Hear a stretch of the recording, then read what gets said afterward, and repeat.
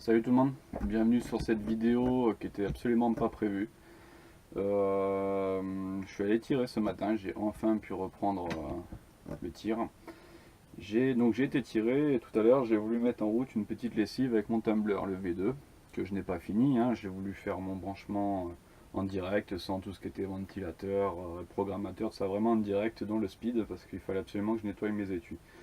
Alors, je l'ai mis en route à vide.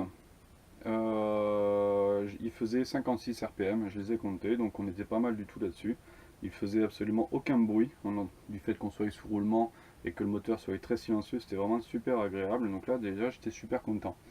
Ensuite, au niveau des joints plats, souvenez-vous, j'en ai déjà parlé plusieurs fois, on m'a toujours dit que ça fuit. J'ai anticipé le truc, j'ai recouvert mes joints de graisse silicone. Quand je l'ai mis en eau, ça allait impeccable. Par contre, je viens de subir un putain de drame. Bon, les images valent mieux que des mots, comme on dit. Voilà ce qui vient de se passer.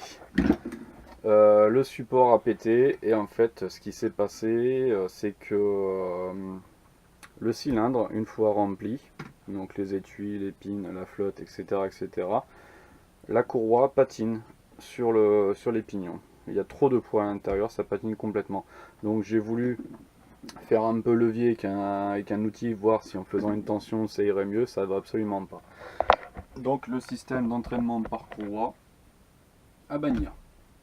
En termes de poids, j'ai mis à l'intérieur, à la louche, parce que je ne les ai pas comptés, je dirais 200 étuis en 223, environ 800 grammes de pin inox, 1,5 litre d'eau, ce qui nous a fait approximativement un cylindre en poids total de 4 kg. Un tout petit peu moins, je pense. On doit être plus autour des 3,6 kg, 3,8 kg.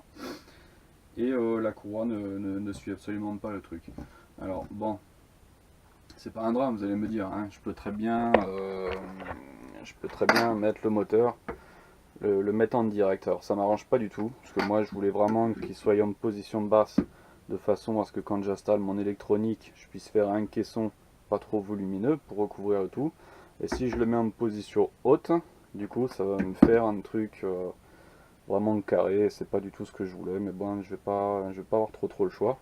Parce qu'après il me resterait bien l'idée d'utiliser de la chaîne pour modélisme par exemple, ou des choses comme ça, avec des tout petits pignons.